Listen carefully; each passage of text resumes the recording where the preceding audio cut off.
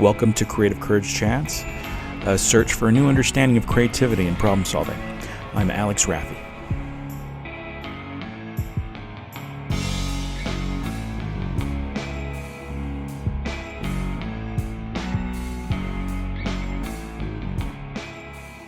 Hi, everybody. So we're back to doing another Creative Courage Chat here. I'm here with Tami Belt, somebody I've met, and we met like a few years ago, I think at an event, and we got to chatting. And I distinctly remember we chatted a long time after the event outside. I think I remember that. It's like we were talking and stuff. And I think we're like-minded in a lot of ways and how we see things and everything. So it's a treat to get to chat with you today. You're a marketing person like me, but just like any, marketing person worth their salt, we have other passions that drive our marketing efforts and everything. And I know that you're a writer, you're a poet, and you're a storyteller. I know you're constantly doing that, talking about that, and you're an author. You've written, how many books have you written? Oh, I've just written one. I've contributed to some other ones, but Okay. I've only written one. Well, like me, I've only written one. It takes a lot to write a book. I mean, it's my partner has written like a lot, and Yeah. I don't know how he's done so many, how he has time to do all this stuff, but it is a Herculean effort just to have a book written. But you're the owner of Blue Cube Marketing Solutions, and but why don't you tell everybody a little bit about yourself? Second generation Las Vegas. My family moved here in 1936, so they literally helped build this town. So the stories from them, and I love stories, so it makes sense that I ended up doing what I do, Mm-hmm. because stories literally saved my life. From changing the ending of ghost stories when I was in elementary school, so I didn't meet a deadly demise. I retold the story that kept me awake all night and kept giving me nightmares night after night. So I got up in the middle of the night, walked into the living room, sat down, and started retelling the story. But I changed the ending. And I don't know how, I didn't know how to do that. It just happened. So I changed the ending, and that began my writing career, because whatever story I was written into, I could write myself out of. And then the ghost stories turned to poetry when I was 12, but I didn't let anybody know I was writing poems. I thought it was sissy and kind of, I was a tomboy, and but they literally just wrote me. That was when I met boys, and one in particular that was my future ex-husband. Mm-hmm. And it was just lessons of love, life, and relationships. Writing and getting the feelings out, even though I told no one but the universe, because nobody saw my poems forever, and no one, maybe only 2 or 3 people had ever read all of them until the book was published at the end of 2015 or 2016, whatever year it was that it came out. It's a collection of my poems, so it's a 360 degree of my storytelling career. It's part of my story. Isn't it interesting though that people think that poetry is sissy? Because that's a standard thing by a lot of people. I think that they think that poetry or looking at poetry is it's a very powerful medium, and it's interesting how somebody can say, oh, poems, I'm not gonna read poems, but they'll sing a Springsteen song at the top of their lungs, which is poetry in itself, So, songs are just all storytelling, or good songs. I love songs that tell a story, personally. Gosh. But it is funny how the perception people have is like that. It's just unusual, the negative perception. But I love them. I love them, and I love talking about them, and I love reading them, and I love sharing them and stuff like that. But so I don't believe in that nonsense. But so storytelling, it's interesting how you said you changed your stories and changed the endings. Yeah. Isn't that kind of what a lot of people, technically people don't realize this. I don't know. I don't think they realize this, but this is kind of how memory works, right? Well, the most important story is the one you believe. Yeah. They say that you're the sum of the 5 people that you hang around. That's not true. You're the sum of the people whom you listen to.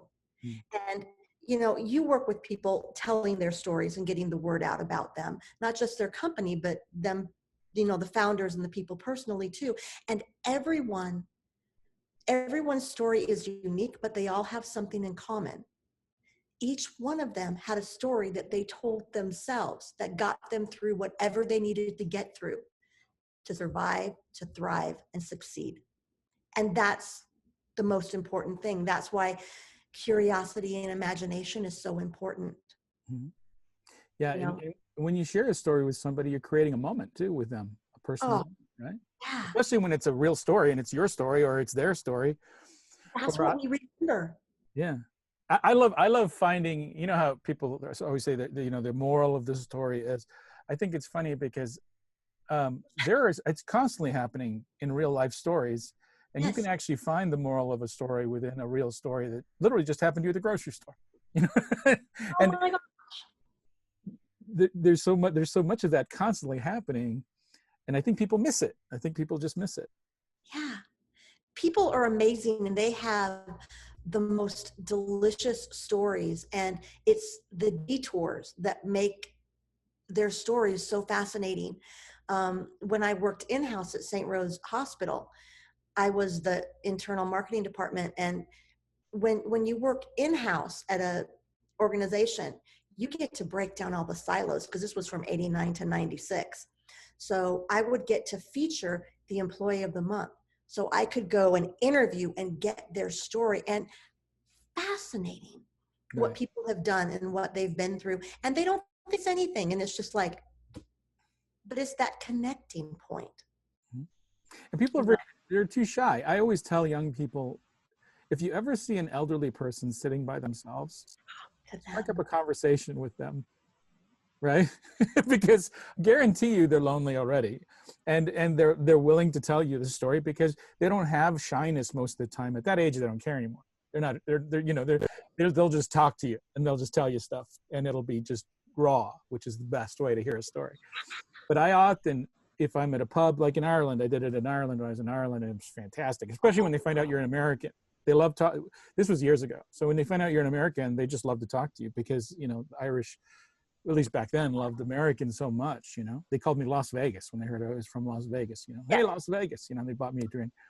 But, you know, they'd start talking and gabbing and telling stories, and it was fascinating to hear. Because I'm like, God, that should be in a book. No, it's like a book It is a should be. manifestation of life, but we're saying, wow, your life should be in a book. It's like backwards. But it should. I mean, we are losing so many of the greatest generation, and Yeah. their stories need to be out there. The way they thought, the way they handled things, their Right. decision making process. Oh, we need that. Oh We yeah. need that now. The brave. They didn't even think that they were brave. They just did what they needed Because to it was the do. right. Because it was the right thing to do. You just do what you're supposed to do. And yeah, you're right The, about that. the Definitely. right thing to do. And yeah. And the one story, well, the two stories that I didn't get was my grandpa and my grandma. Oh yeah. Yeah. And yeah. And not all family members have the best or the same memories. Right. So to try to go back, because he was so fascinating. He only had like a sixth grade education or something, because they moved over here from, he was born in Myron, Austria in 1912 or 13. And he and his mother got caught over in Europe during the war. His dad came over, so they had to go hide in the mountains for years. And then they made it over to the United States. And he had to go to work, you know, like many Sure. children back then. Um, his dad at the time was a cobbler, and his feet were deformed because the cobbler's kids didn't have shoes. But then they were in Milwaukee, and he met and married my grandma. They needed to move to my great grandpa. My grandpa's dad needed to move to a drier climate, so they came to Las Vegas in '36. Grandpa was hoping to get work on the dam. He couldn't, Oh. but then he took over and he apprenticed and took over an air conditioning and sheet metal company. So that was what he did, and it was family owned here for 30 years. Oh wow. I mean, 60 years. I'm sorry. Yeah. So, and then they lived next door to a retired mobster from back east. So my mom babysat for Ice Pick Willie. My dad was a PGA teaching pro. And before he turned pro, when he was like in high school and stuff, he'd caddy for extra money. He caddied for Meyer Lansky. I mean, but you know those people and you have those, it's just normal. Yeah. You just have those stories. Yeah, I get it. My daughter just sent me a thing. I have the Halloween display outside. I apologize, and something's wrong with it, really wrong with it. So she's panicking. Oh no. So it's like, turn it off. I mean, let's turn it off. Unplug it. You're so right. It's like those stories become legacy, right, for your family. Yeah. And But it's a sense of belonging.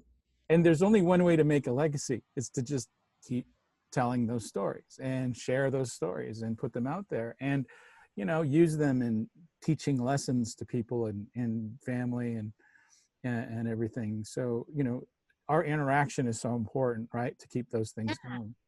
And they're connecting points because everybody has a story someone in the world needs to hear, Right. for inside inspiration or to know that they're not alone. And that's why like the poetry was so powerful. I had no idea until, because I would never read the poets because I'd compare myself, and then I'd try to edit myself, and yeah, you can't edit yourself. Yeah.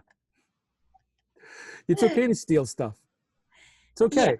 Yeah. I mean, there's nothing wrong. I don't, it's funny. I remember my art teacher a long time ago said, everything you do in art is stolen, everything, because it's just an accumulation of what you things that you think are valuable, and you keep them, and then it's just accumulating all those things, and then that's yours, But it's the collisions and your interpretation and your perspective on it. So yeah, that's why so many times musicians and it's like, this is mine, or that was mine, or this riff, or and it's kind of like like when things are invented, it all comes at the same time from several different places. I like, in terms of marketing, it's interesting because clients, I think a lot of marketers say, we need to find out how you're different from your competition, and I've always thought that was silly. I've always said you're not. I mean, if you're a plumber, you're a plumber. I mean, you do the same thing other plumbers do, right? It's the manner in which you do business that you got to talk about, because that's never the same. So, it's not about, what do you do that they don't do? Because then you're not going to tell an accurate story of who you are. It's what do you do? What do you do that's different? Do you show up with your butt crack hanging out of the back of your pants? No, you don't, because maybe the other guy does that. And it's funny because that is a legitimate thing, because I've seen that plenty of times. You think it's a joke, but it's for real. Because they don't know when they're bending over all the time. But yeah, oh God, no. But anyway, but that's the thing is we when we're creating whatever we're creating, the editing is the worst thing you can do. Is just because you think how you want the end thing to feel and look, but you have no idea how they're going to take it. Right. And it takes on a life of its own. Whenever people ask me that, they're like, I'm interviewing, 2 other PR people. I'm like, great. There's really good PR people here. And, we worked together, and it was referrals that built my business. And, they're like, well, what makes you different? And I said, you know what? Business is personal. It's about relationships. Who do you feel most comfortable working with? Do you have the same values, beliefs? Are they able to deliver what you want done? Right. And is what you want done doable? And that's it. I'm not going to say I'm the best and blah, blah, blah. No. It's personal. And, that's why you have friends, and then you have people that, you end up marrying or dating, but you wouldn't marry or date all your friends. No, it's just different. Right. And have people you want to associate with. And, and everybody that you work with, you're not going to be friends with, but you can highly respect people. It's just a fit of a relationship for that particular, time. Right. And I, like you, love stories and everything. And I've got lots of family, personal anecdotes and stories that I always share and tell. And I just had one just the other day with my neighbors, because my neighbors are very active people. They're younger. They're always out with their kids. They got a 4-year-old and a 2-year-old, and they're always on their bikes and they're walking. And I literally go outside at 7 in the morning to get something out of my car, and they're already outside walking on, in a walk. And I'm like, 7 in the morning. But that's like not a big deal for most people, I think, that walk, that like to do that. But I'm not up. At like I'm not a 6:30. morning person. So Yeah. I'm like, what? This is, you guys are crazy. But it was funny because I started, it brought a memory to me, just them, seeing them, of me. My mom never, and my dad, we never went anywhere. We never went camping and did hiking. We never did that stuff. But there was one day where my mom said, get in the car. She had some rope, and we drove out to, it's in Costa Mesa. There's the Back Bay, and it's this little area. It's like a wash area, but there's all these trees and hills and things. And we walked in this path, and then she decided, let's go climb up this thing. And so my mom, it's like crazy. It's like out of the blue. It's like we threw rope up there, and then we're hiking and we're going, and it was like the best time I had with my mom. I was a little kid, and it was like a great memory of going out into the, just, it's not the wild or anything, but it was about as wild as it got for me, with her. And it was so weird because I saw her in a whole different light. She'd be laughing and we'd almost fall, and it was like a silly thing. And it was this weird moment that was so cool that I got to see your mom playfully, in a different way. And As a I was telling them about it, and I said, and I look at you guys, and I like that your kids aren't going to have a situation where they kind of go, oh, there's that one time. Because there's going to be like a million times when they had those experiences with you guys. And so it's like, it turned into me just telling a story, but then realizing, well, why did I tell the story? And so at the end, I wanted to make sure they knew that they were the inspiration for it. And I think in turn, gave it to them as I'm proud of you guys. You know what I'm saying? My own way of telling them I'm proud of them, or or how great what great parents they are, and it's just it was a nice moment for me to be able to do that, and I could tell they appreciated that because it was a little nuanced. But I think that's kind of important, is us sharing stories and talking, right? And sometimes you don't know where we're going to lead you. Sometimes you you just have feel like you no need to tell idea. somebody, and then it just all of a sudden turns into a thing. And then, like you said, you just change the endings of something. Because Yeah. some people would be afraid to try that, which is crazy. But they'd be afraid to even, like, they think it's a sacred thing, to not to mess with something like that. Yeah, but I'm talking about um, like your life that you're changing. We get written into other people's stories. We Yeah, get written into families. We get written into jobs. We get written into relationships. We get written into society saying that this is how it's supposed to be, and if you're this is how you're going to be, and this is how you know y- you don't have to accept that if it doesn't fit you. right, If a piece of clothes doesn't fit you, you find one that does. And it's not about being radical and all that, but it can be radical to break cycles. And if you're in a story that you don't like, you can change it. You can change jobs, you can change your clothes, you can change where you live, you can change what you do. That's okay. And if you don't like it, do something. And if you don't know how, one step at a time. Just like you write a book, one word at a time, one chapter at a time. It's daunting when you think about it. And that was why I published a book, was I wanted to add public speaking, and training to what I do, and let that be the bulk of what I do. And I knew that it helped to have a book. And I could write a book about so many things, it related to public relations and storytelling. It's hard. I don't have patience. And I was like, I've got these poems. They're already written. right. And so I sat down and I kind of came up with chapters, and I mean, I couldn't even do it myself. I had a girlfriend. I was just so done. She came over for a whole weekend, and I cooked for her, and we had wine and did yoga and laughed and drank. And I said, you have to put them, I said, these are the chapters, and they're kind of, but I can't even put them in order. Just do it for me. And she literally went through, and she'd have to keep taking breaks going, oh my God, I'm exhausted. I'm like, how do you think I feel? I lived them. Yeah. And it's not all bad and sad and horrible things and heartbreak. It's literally love, life, and relationships, but it's just the human experience, and it's what everybody goes through, and it takes you back to your story. And when you're reliving so much, you just get tired. Right.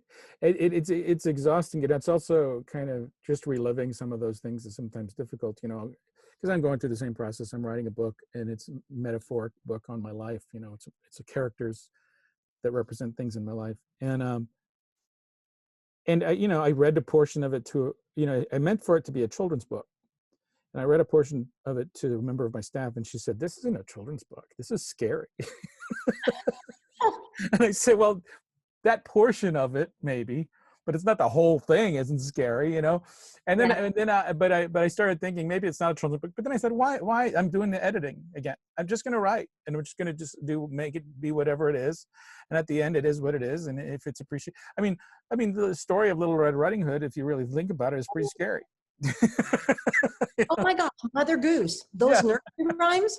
yeah. Holy. Those are pretty terrifying. So, Yeah. I think that I have my scariest character is the ocean. The ocean is a character in my book, the sea, Ah, and it's very ominous and very, very, very, because it represents something to me. And water, so, huh? water is powerful. Oh yeah, yeah. And I had a lot of my experiences with the ocean. I almost drowned one day, and it taught me a big lesson in life and everything. And so maybe that kind of leaked in there, no pun intended. But but it was but it's an interesting process. But it is important to keep because it's not a natural thing to keep reminding yourself, no, just write, no, shut up, just write, don't Yeah. don't edit yourself, just kind of go through the thought process. You'll read it again and you'll not like it, but there'll be things in there that you'll keep, and then you'll put it together. But you got to get it out of your system, and you got to start just kind of going. I always kind of tell my designers when they have mental block or creative block, is that that's nonsense. There is no such thing. You literally can. When you think you have a mental block, you're just wanting to start halfway through your project. You can literally just start working on anything, and eventually it'll turn into something else. So Yes. if you're writing and you have a mental block, look at something on your desk and start describing a thing on your desk. And then as you write, eventually you'll evolve into something totally different. Yeah. Or the thing you described, maybe you'll keep it in because it became a little metaphor at the beginning of the story. And and you never know what's going to happen. We got to Yeah. trust this thing between our ears. We got to trust it sometimes, because we don't know how it works, and we don't know what it's telling us half the time. It has a kind of, our mind has a mind of its own. It does. It absolutely does. When the poems literally wrote me. Yeah. It was, I mean, besides teenage angst, and then it was this, I didn't know at the time, but being in a relationship with an addict, and then he ended up being abusive. And, I mean, I got out, it's all good, but um, trying to figure out how to process that when it's something that's so foreign to you. And literally the poems, they came, and I couldn't write them fast enough. It would be on bar napkins or pieces of paper. And I mean, I kept all the original ones that were, because they were all handwritten. Because Mhm. back then, like from 12 until about 30 maybe. And then they stopped. And that was okay, because I didn't need them. People could understand things. So, if they And you come back, processed it when you wrote about it, and you kind of put it on a shelf, like it would, because it manifested in this poem. Now you don't have to carry that with you, because you already have it on a page now, and it's already there. yeah, I mean, And I, that's a very simplistic way of explaining that. I'm sure it's not that simple, but in a way, a way of processing some of this stuff, right? And I think yeah, it's important because our struggles are just as much us as our successes, right? Our failures well, and our struggles and our how it pain. builds you. It's how you rebound. It's your resiliency. And everybody needs to feel seen, heard, and understood. It's a human thing, you know. Yeah. The, when and some African greeting is sawubona, and it means I see you. Mm-hmm. And the response is I see you too, because we all need to be seen, heard, and understood. And once it was out, then in my early 20s, or maybe mid 20s, I would start rereading them once a year, not to relive them, not to go back to the past, but just like a Disney film, there's layers. There's Right. things for children and there's things for adults. Yeah. There's And things in there, and they're snuck in there. You notice them, later on in things life. have layers of meaning. And Right. what I wrote when I was, 12, 15, 18, I didn't realize, I didn't even understand what I was saying. And I wasn't even saying it. It was like it literally came through me. I had to write so fast. Mm-hmm. And that was how I never fell into that victim mode. I never stayed in that cycle of getting the same kind of guy. I just keep making new mistakes, but that's okay because they're different and I learn. But it was in the and that's the rewriting the story. And it was the same thing with clients, the ones that are successful. Everybody's been through stuff. Everybody. Yeah. And it's how you respond, and it's how you get back up, and it's how you frame it. Right. Blessing, a tragedy, a lesson, a curse, that's how you live your life. And I've seen friends succeed, and I've literally seen friends end up dying Mm-hmm. because, yeah, because Yeah. of the stories that they believed. Yeah. And that's a difficult thing to go through, but again, it becomes part of filed away, and it Yeah. becomes a lesson that you kind of refer back to. Yeah, I think about I was when I the day I was with my wife. We were in Maui, and I almost drowned, and I was out in the middle of the ocean, and I went swimming way further than I should have, and I got caught a riptide, and I didn't realize it. And when I popped up, and I was exhausted, and I thought, oh, time to go back to shore. I was so far out that if I yelled at the top of my lungs, nobody could hear me at the beach. That's how far out it was, and I was exhausted already. And then I had to swim back with no energy, stuck in a riptide, not knowing that you don't really go against a riptide because you can work as hard as you can and not move. So I did that too, and I had nothing in me, and somehow I made it back. But eventually I made it back. I had to. It's funny because it was a mental thing. I had to literally think about, okay, lift this arm and bring it back. Lift this, kick this leg, lift this arm, and then roll on my back and breathe. And I remember that it didn't panic the whole time. I didn't panic for some reason until I got to shore. And And then then you, it all came to me. And I started to panic when I got to shore, and I survived it. And then I struggled with it for a few years afterwards. And I was struggling with, what is going on? Why am I struggling so much with this thing? Because I'm okay. I made it out. What did I go through? And it was this odd thing. I was talking to a friend about it because I was thinking there's so many things that could have gone wrong. And then I started thinking about that theory about how time is not linear, how there's so many me's that probably didn't make it back. How there's that idea that there's these choices, and that it wasn't leaving my mind. I couldn't, there was a bunch of me's who drowned out there in the water, and I'm the lucky one. And he said, well, that's it. He says, you're mourning all the other yous. You're just going through this mourning process, and you're struggling and I kind of think he was right, but it was the weirdest concept. And it actually helped me kind of process it. And it was funny because it was me sharing a story with someone and them listening to it and being non-judgmental. That was the other thing. Yeah. and listening to the story for what it is, and then them contributing their portion to the story.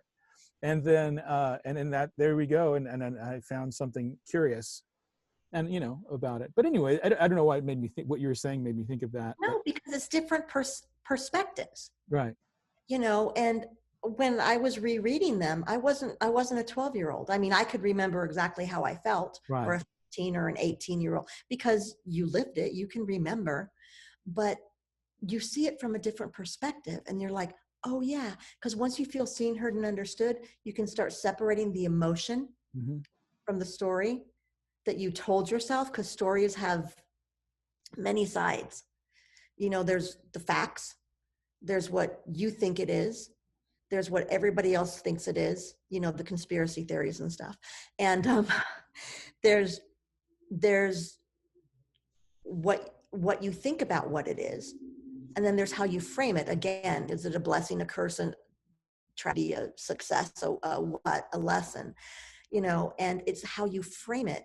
Once you can get through the layers and figure it out, then you can see the truth, you can remember the things that happened, and that's when you can rewrite the true meaning of the story.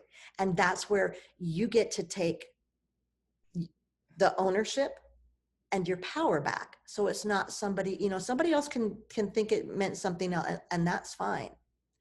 But when you're in the middle of it and you haven't had that ability to feel seen, heard, and understood, you know, Hmm. um, and it can take a long time to get to that point, but it happens. Hmm.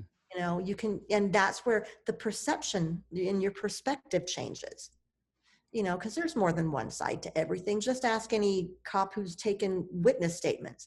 Everybody was right there, same angle, seeing the same thing, but it's through their filters. And it doesn't make them wrong. It's just different perspectives.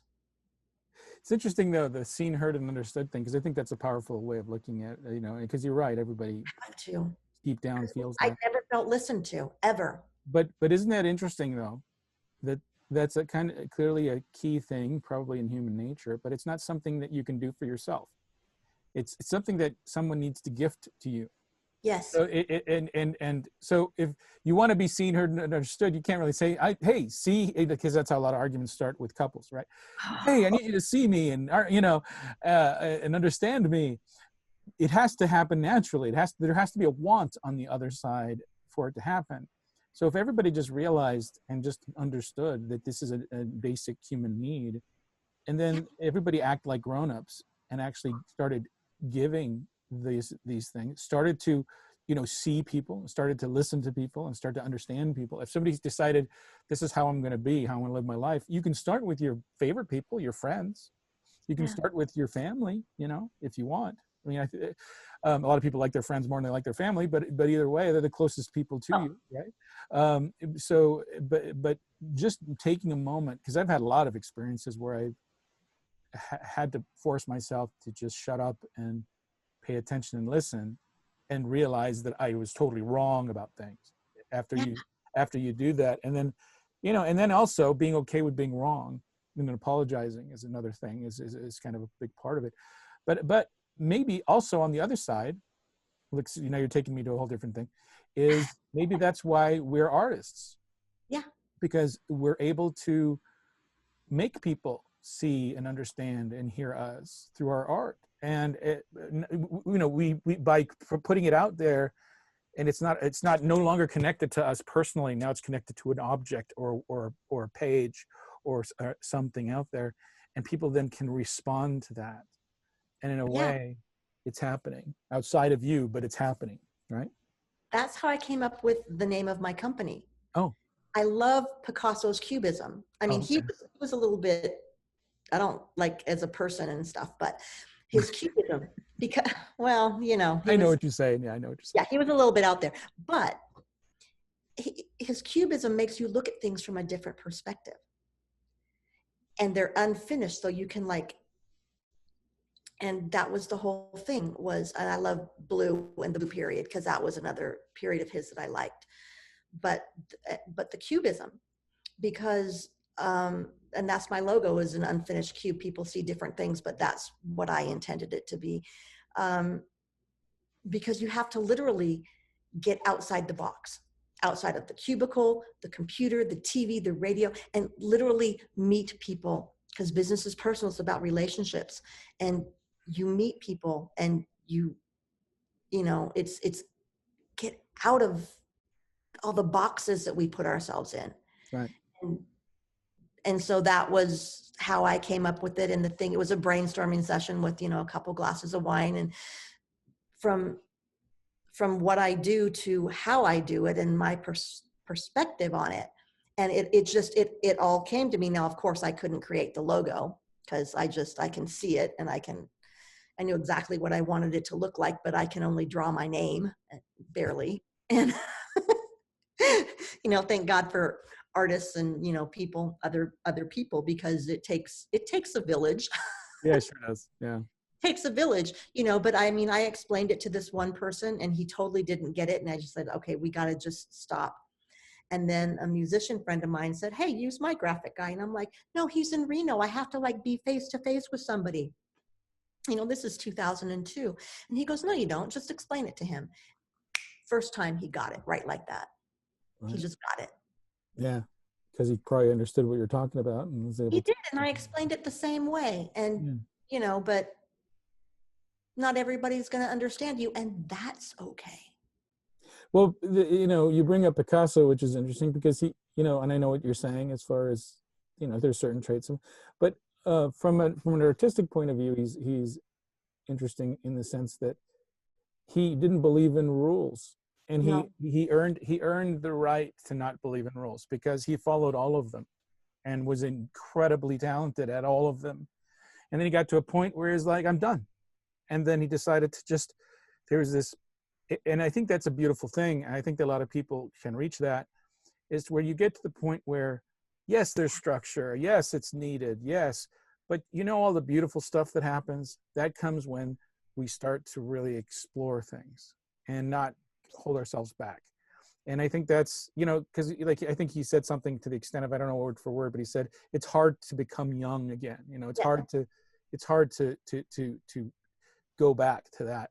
And Yeah. that it's hard to see the world through young eyes again. Yes. And because you've got all the garbage and the baggage. And I think that that people that are storytellers, good storytellers, and people that are poets are always kind of with a hammer and chisel breaking those walls down and looking through the hole and trying to see things. And then there's a lot of people who live within the walls all around them, and they're super thick and they're struggling, and you know, to see things, and they don't see things. It happens all the time, and I see it all the time. But every once in a while, it breaks through, and I think, you know, with different art forms, like you can sit there with somebody who's super conservative, you know, retentive, doesn't want to understand anything poetic or anything or interesting or metaphors and things. They don't, happens all the time. But you say, what's your favorite song? And then they have one. And then you can't listen to a song and not be set free. You know, that's kind of what it is. So everybody has the ability to do this. Yeah. I think it's self-imposed chains we put on ourselves sometimes. Yeah. Because you have to feel vulnerable when you do that, and a lot of people don't like to feel vulnerable. They're afraid to do that. But that's our humanity. That's what separates us from just, you know, Yeah. animals, you know, that just react.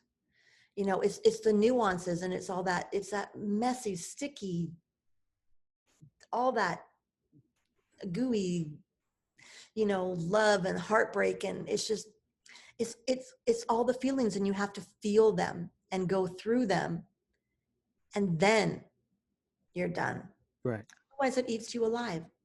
But Picasso, I was looking for quotes for the back of my business card.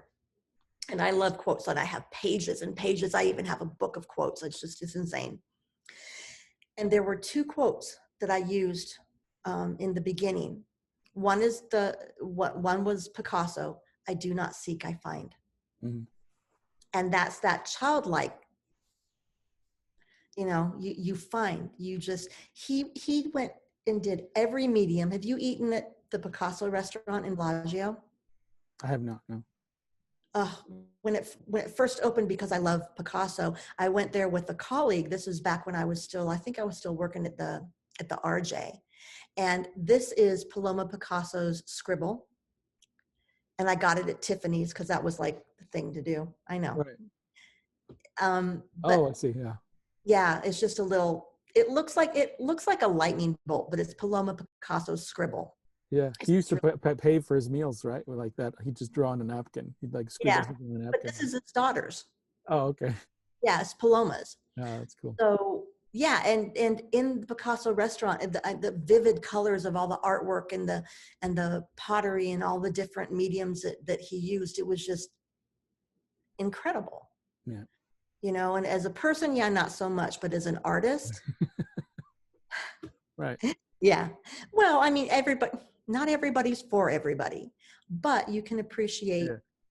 you know, what their art forms and their interpretation and their translation into things, you know.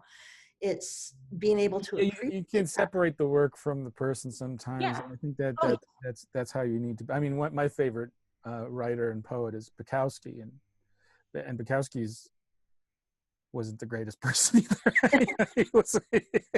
He was, but man, that guy could write. And man, I every word he says, it just touches me, and and everything. And I feel that way about a lot of artists, where it's just like, wow, like literally everything. I just, to go there yeah, is it can tear you up. When the poems quit coming, I was still working at St. Rose Hospital, and one of the she was a cardiac cath lab nurse, and we were friends, and we'd go and play golf and stuff. And she's one of the few that had read the poems up until then, because I just never showed anybody. And she goes, "You can't stop writing. You can't." I'm like, "Why?" She goes, "I want to read more." And I'm like, "I'm done. yeah, They don't come anymore, and I don't try to yeah, write. They come, and I'm good because I'm just done." yeah. And so I wrote, and it wasn't the last poem that I wrote, because I ended up writing more, but I wrote a poem explaining why I quit, and I called it Poets Are Madmen. Hmm. So Yeah. we're coming to the end of this, and that's what I was going to ask you. Can you read one of your poems to us, or? Yeah. I'll read Poets Are Madmen. That's great. It's not, like I said, it's not the last one that I wrote, but it was why I was okay that it stopped. Sure. Poets are madmen who see visions and dreams. They look inside of souls and tell you what it means. A psychotic little world no one can understand. They bring the strong to their knees. It's a universal plan. Tears of joy and sorrow are expressions of grief as they make the masses wonder and stare in disbelief. You think you understand the translation of their words, but if you read between the lines, you might see that they want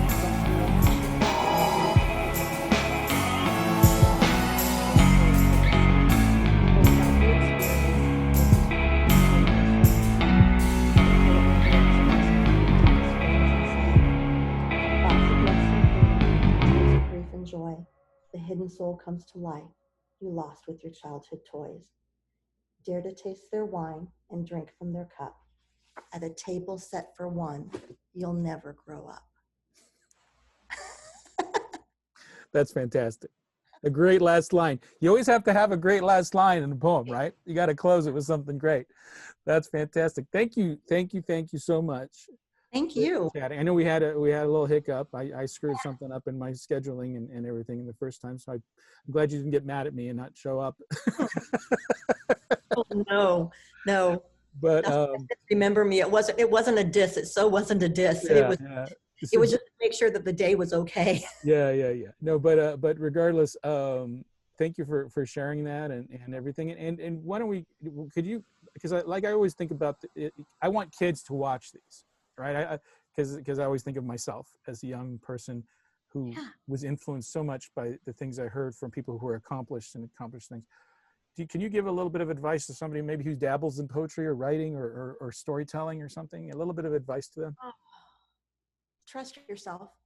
If you need to say it, it needs to be heard. It's literally everyone has a story someone in the world needs to hear for inside inspiration and to know they're not alone. I thought I was the only one going through these things, and I wasn't. Everybody goes through things in life. Everybody does. That's why everybody can relate to what I wrote. And it, they're basic and they're simple. And, you know, I don't write like the greats wrote, but the response that I've gotten from people, whatever you have to say needs to be heard. Right. That's important. Yeah. It is. Thank you so much, Tammy. I appreciate You. you taking the time. Thank you.